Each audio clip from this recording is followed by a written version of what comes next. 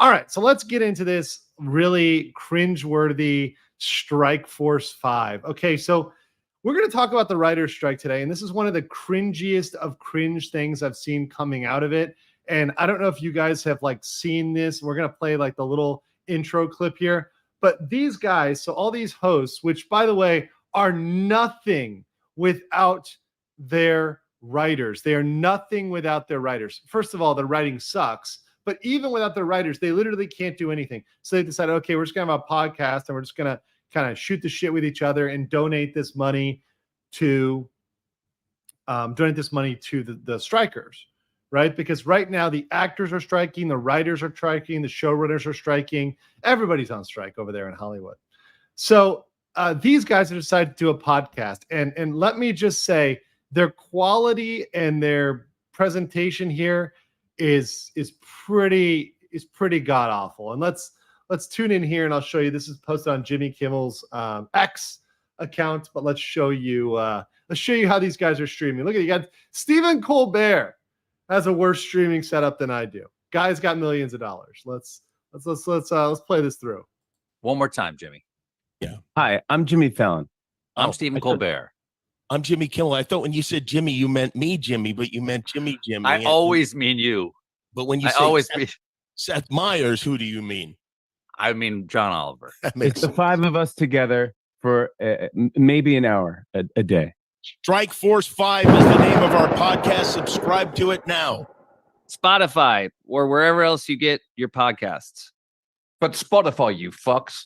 Okay, so like these guys, I mean, their background, first of all, like what the fuck is he in a rock climbing gym? Like what the fuck is going on behind him here?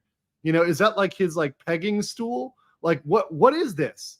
Like who is this? And you know, Stephen Colbert once again, not a hot setup here, not a hot setup. These other guys too. It's like a white background, you know, and he's like dwarf status for John Oliver.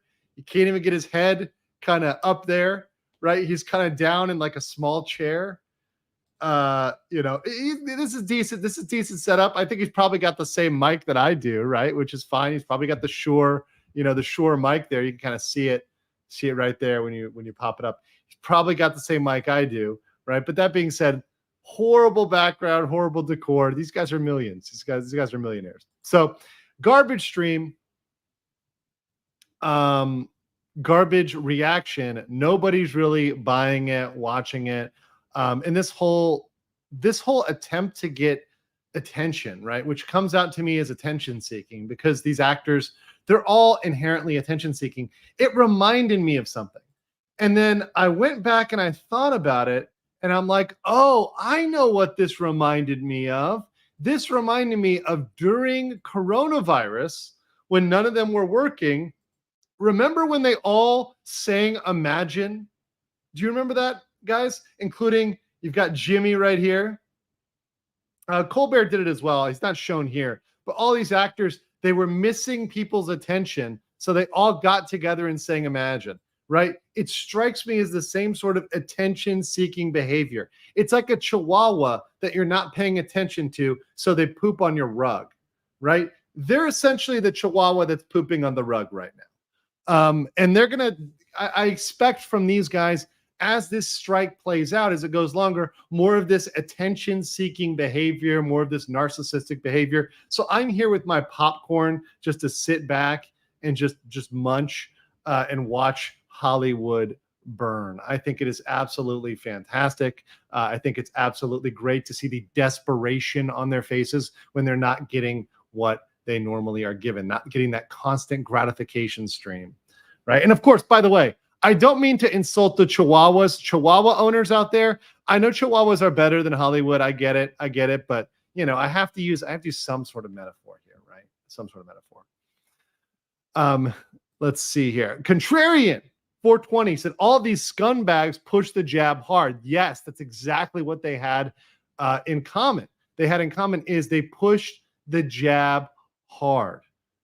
They were absolutely pushing the jab as hard as they could. These guys were out here evangelizing for it. If you remember, there was the whole COVID jab dance that was going on. Lost is, and I know Valiant Renegade and Mexican Iron Man are somewhere salivating whenever numbers come out, but saying the Hollywood strikes could cost the U.S. economy $5 billion plus amid lost wages, film delays. I think this is very misleading. This is all isolated to Hollywood in the Hollywood industry. It's not going to cost anything, by the way. That money will be spent elsewhere. So the money that would go into this sector is going elsewhere. To pretend that this money is not being spent, that people aren't going out there and buying things for entertainment, doing things for entertainment, is BS. Maybe people are going out and spending money to travel, right? Maybe people are going out there and spending money on video games, right? Or spending money on anime, whatever else, right? They're not spending money on your streaming service, right? Your woke streaming service or your movies or whatever else. So I think this is very misleading.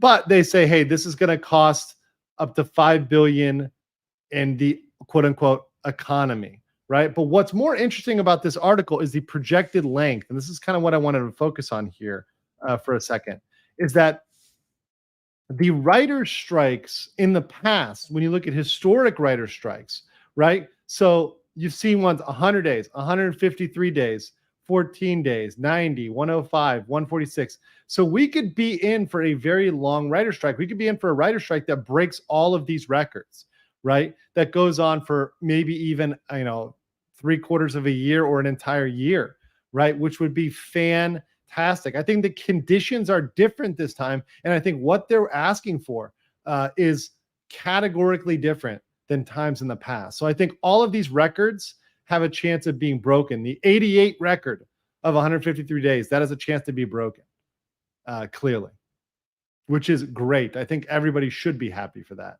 Absolutely. And by the way, if you look at where the losses are, right, and the production losses, look what they've confirmed. And this is what the best part is. Who is this hurting? Okay. Hollywood has been very concentrated in terms of production activity. So anyone who does film or TV, Disney, Warner Brothers, Universal, and people say even at this point, Netflix, Amazon, and Apple. I'm okay with all of that. Fuck all of those people, right?